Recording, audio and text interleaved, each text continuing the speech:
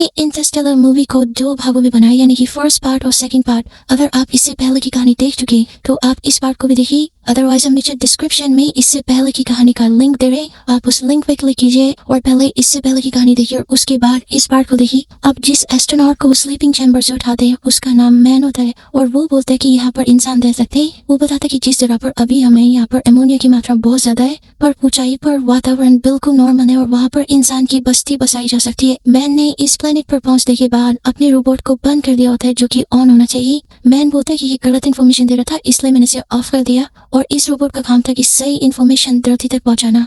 वहीं दूसरी ओर ये दिखाते कि पृथ्वी पर प्रोफेसर ब्रैंड अब अपनी जिंदगी की आखिरी सांसें ले रहे हैं और वो मरने से पहले मार्व को बताते हैं कि ग्रेविटी की इक्वेशन कभी पूरी नहीं हो सकती। उसे पूरा करने के लिए उन्हें ब्लैक होल के पूरे डेटा की जरूरत होती, जो ना तो उनके पास थी और ना उन्हें कहीं से मिलने की उम्मीद थी। वो मार्व को बोलते कि प्लान नंबर 1 सिर्फ दिखावा था, असल में इस प्रोजेक्ट के जरिए से प्लान नंबर 2 को पूरा करना था, ताकि इंसान ऐसे प्लेनेट पर पहुंच सके जहाँ जीवन हो और वहां जाकर वो जो अपने साथ मानव के ब्रू ले गए, जिससे नए इंसानों को पैदा किया जा सकता है, उससे नए इंसान पैदा करे और मानव जाति को बचा सके। मतलब आने वाले समय में पृथ्वी पर सारे लोग मर जाएंगे, क्योंकि प्लान नंबर 1 तो पूरा हो ही सकता। अब मॉल प्रोफेसर बेंड की बेटी को वीडियो मैसेज रिकॉर्ड करके भेजती है और बोलती है कि प्रोफेसर बेंड अब इस दुनिया में नहीं रहे, और वो उन्हें वो सारी बातें बताती जो प्रोफेसर बेंड ने मरने से पहले मार्व को बताई होती है। वो बोलते क्या इस दुखी के बारे में मेरे पिता को पता था? वो ये पूछते कि क्या आपको पता था? और इस मैसेज को कूपर भी देख लेता है, पर इस बारे में प्रोफेसर बेंड की बेटी एमिली को कुछ भी पता नहीं होता। अब कूपर ये डिसाइड करता है कि वो इस ग्रह से सीधा पृथ्वी पर लौट जाएगा और अपने बच्चों से मिलेगा। तभी उनके साथी कूपर को बोलता है कि जब तुम पृथ्वी पर लौटोगे तो ब्लैक होल का चक्कर लगाते हुए जाना और ताज जो कि रोबोट है उसे ब्लैक होल में छोड़ देना, ताकि वो सारा डेटा कलेक्ट करके पृथ्वी पर भेज दे, जिससे प्रोफेसर ब्रैंड की ग्रेविटी के अधूरे काम को पूरा किया जा सके और पृथ्वी के लोगों को बचाया जा सके। अब इस प्लेनेट पे कूपर को ये पता लगता है कि मैन जो कि इस प्लेनेट पर था उसने सबको धोखा दिया है और इस प्लेनेट के किसी भी हिस्से में इंसान नहीं रह सकता। मैन गलत डेटा भेजता है और अपने रोबोट को ऑफ कर देता है ताकि उसका रोबोट सही डेटा न भेज दे, और अगर सही डेटा पृथ्वी पर चला गया तो यहाँ कोई नहीं आएगा और वो यहाँ से कभी नहीं निकल सकता। यही कारण होता है कि मैन गलत डेटा भेजता है। मैन कूपर को मारने की कोशिश भी करता है। दरअसल उसका प्लान होता है कि वो इन सब को मार दे और अकेला पृथ्वी पर जाए, ताकि वहां जाकर वो कोई भी झूठी कहानी बना दे और उसे झूठा साबित करने के लिए वहां पर कोई ना हो। पर प्रोफेसर ब्रैंड की बेटी एमिली कूपर को बचा लेती है, लेकिन वो उनके साथी को मार देता है। अब मैन अपने फ्लाइंग ऑब्जेक्ट में एंड्योरेंस की ओर जाता है, जो कि उनका स्पेसशिप है, और वो अंतरिक्ष में है ताकि वो उससे पृथ्वी पर जा सके। पर जब वो अपना फ्लाइंग ऑब्जेक्ट से कनेक्ट करने की कोशिश करता है तो एक जोरदार ब्लास्ट होता है और उस ब्लास्ट में उसकी मृत्यु हो जाती है।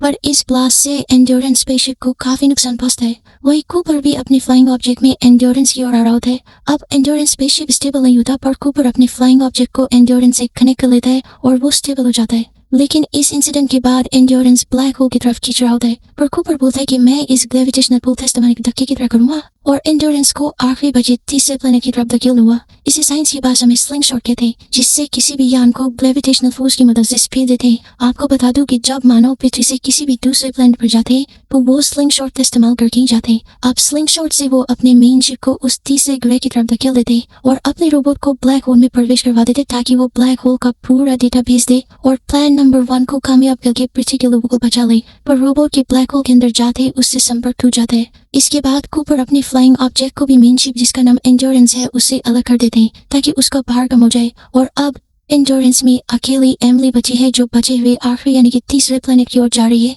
कूपर ऐसा इसलिए करता है ताकि प्लान नंबर 2 को पूरा किया जा सके और मानव के अस्तित्व को बचाया जा सके। यही अब कूपर का फ्लाइंग ऑब्जेक्ट ब्लैक होल की तरफ बड़ी तेजी से बढ़ रहा होता है। उसका फ्लाइंग ऑब्जेक्ट उसे मैसेज देता है कि फ्लाइंग ऑब्जेक्ट से डिटैच हो जाए, और कूपर उससे बाहर निकल जाता है और उसके तुरंत बाद उसका फ्लाइंग ऑब्जेक्ट बहुत तेजी से ब्लास्ट होता है। अब यहाँ पर आप ब्लैक होल्स को भी समझ लें। ब्लैक होल्स ब्रह्मांड में ऐसे होल्स होते हैं जिसके अंदर इतनी शक्ति होती है कि वो पूरे के पूरे प्लैनेट्स को निकल जाए, और जैसे जैसे आप उसके अंदर जाते रहोगे वैसे वैसे उसकी चौड़ाई कम होती जाएगी और एक पॉइंट पर आकर वो खत्म हो जाएगा। पर जैसे ही कूपर बाहर निकलता है वो ब्लैक होल के अंदर न जाकर एक टेसरेक्ट में पहुंच जाता है, और अब कूपर का रोबोट भी उसके संपर्क में आ जाता है और वो भी इस जगह को देख सकता है। उसका रोबोट बताता है कि 5th डायमेंशन के लोगों ने ह्यूमैनिटी को बचाने के लिए ये टेसरेक्ट बनाया है, और इस टेसरेक्ट में वो समय में आगे पीछे जाकर किसी भी पहलू को देख सकता है। वो इस टेसरेक्ट के जरिए अपने घर में बनी लाइब्रेरी में पहुंच जाता है, जो उसकी बेटी मार्व के कमरे में होती है, जहाँ से मार्व दिखती है जो अभी बात होती है, और कूपर किताबें गिराकर उसे अपनी मौजूदगी का एहसास करवाना चाहता है। पर मार्व समझती है ये कोई घोस्ट है।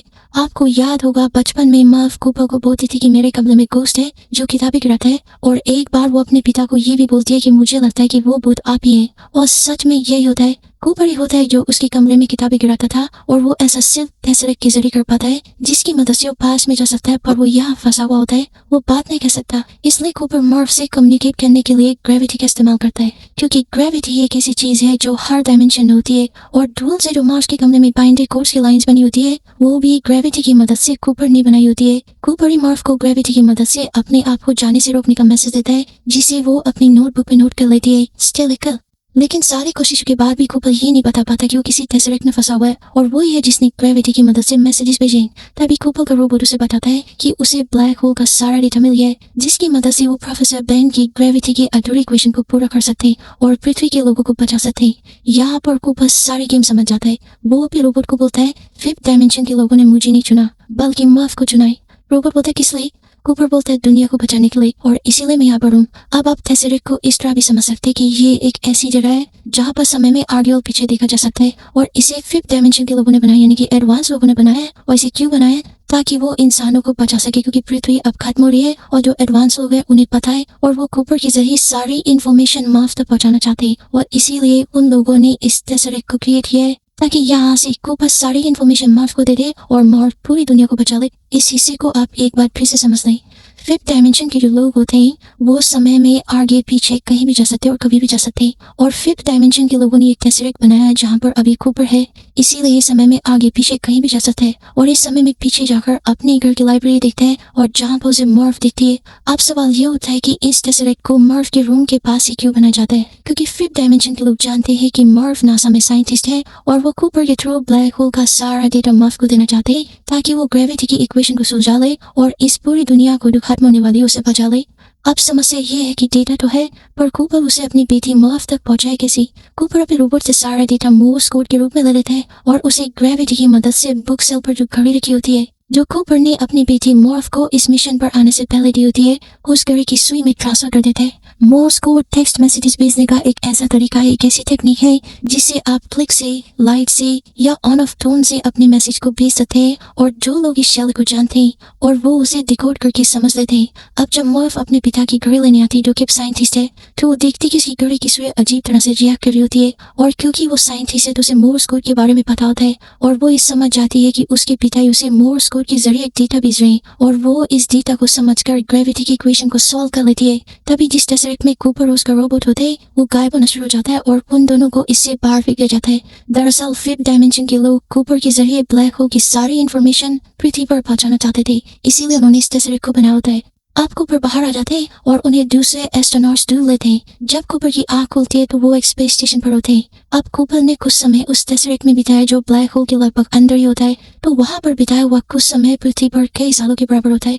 कूपर की आंख खोलने के बाद जब वो स्पेस स्टेशन को देखते हैं तो वो देखते हैं उसका नाम कूपर स्टेशन होता है, पर ये उनके नाम पर नहीं बल्कि उनकी बेटी मर्व कूपर के नाम पर होता है। जब कूपर अपनी बेटी से मिलते हैं तो वो देखते कि बहुत बूढ़ी हो चुकी है और कूपर की उम्र लगभग 3 साल बड़ी होती है, पर अगर वो पृथ्वी पर होती तो आज उनकी उम्र 125 साल की होती। कूपर बोलता है कि मैं ही तुम्हारा बहुत था। उसकी बेटी बोलती कि मैं जानती हूँ। माँ बोलते है किसी भी माँ बाप को अपने बच्चों को मरते हुए नहीं देखना चाहिए, क्योंकि अब माँ बहुत बूढ़ी हो चुकी है और वो अपनी जिंदगी की आखिरी सांसें ले रही है।